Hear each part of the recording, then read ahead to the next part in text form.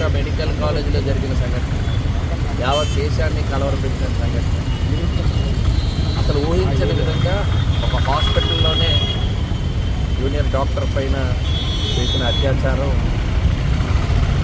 కాస్త ఆలస్యంగా వెలుగులోకి వచ్చి ఈరోజు అందరూ కూడా వైద్య సేవలు బంద్ చేసేదిగా వచ్చారండి. ఇది కేవలం వైద్యులకు సంబంధించో, వైద్య కళాశాలకు సంబంధించో, లేదా డాక్టర్లకు సంబంధించినటువంటి ఇష్యూ కాదు.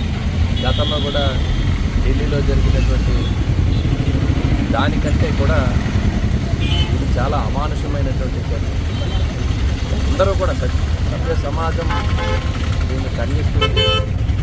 దీన్ని నివారించడానికి ఏ రకంగా చర్యలు అంటే ఇలాంటివి పునరావృతం కాకుండా చేయడానికి ప్రభుత్వాలు కానీ ముఖ్యంగా దేశవ్యాప్తంగా ముఖ్యంగా హాస్పిటల్స్లో ఈ ఆన్ కాల్ రూమ్స్ దగ్గర కానీ డ్యూటీ డాక్టర్స్ ఉండేటువంటి నైట్ డ్యూటీస్ చేసే వాళ్ళకి కానీ ముఖ్యంగా లేడీ డాక్టర్స్ అందరికీ కూడా ఆ సెక్యూరిటీ అనేటువంటిది ఒక సేఫ్ ప్రెమిసెస్లో ఉన్నామనేటువంటి భావం కలిగించే విధంగా విధాన నిర్ణయాలు ఉండాలి, సర్వేలెన్స్ ఉండాలి. వాళ్ళకి ఆ సేఫ్టీ మెజర్స్ అన్నీ కూడా తీసుకోవాల్సినటువంటి అవసరం.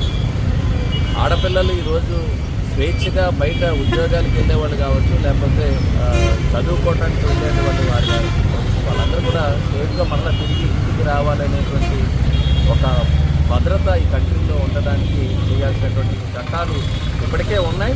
కానీ ఆ చట్టాలు ఉన్నప్పటికీ కూడా వీళ్ళు ఇంకా బరిదెగించి ఇట్లా చేస్తున్నారంటేనే దీన్ని ఏ రకంగా కంట్రోల్ చేయాలి అనేటువంటిది అందరూ కూడా. ఎందుకంటే అనేక యాప్స్ పెట్టారు, అనేక చట్టాలు ఉన్నాయి, కానీ ఏమున్నా ఇంకా ఇలా చేయగలిగే వాళ్ళు చేసేటువంటి పరిస్థితి చేస్తున్నారు. చాలా కఠినతరమైనటువంటి చట్టాలు తీసుకొచ్చినా ఆ శిక్షలు పడుతున్నా ఇలాంటి దుర్ఘటనలు జరగడం దురదృష్టకరం. ఈ పునరావృతం కాకుండా కఠిన చట్టాలు రావాలి. ఈ దోషులకు ఎవరైతే ఉన్నారో వాళ్ళని ఇంకా సిబిఐ ఇన్వెస్టిగేషన్ పూర్తి చేసి పూర్తిగా ఎవరైతే దాంట్లో ఉన్నారో ఎంత పెద్దవారైనా వాళ్ళందరికీ శిక్ష పడేలా మనందరం కూడా ప్రెజర్ పెట్టాలి. కేవలం ఈరోజు డాక్టర్స్ అందరూ కూడా ఈరోజు చదువుతున్నటువంటి జూనియర్ డాక్టర్స్ కావచ్చు, లేకపోతే వైద్య వృత్తిలో ఉండేటువంటి వారందరూ కూడా దేశవ్యాప్తంగా ఈరోజు ఒక కాల్ ఇచ్చారు.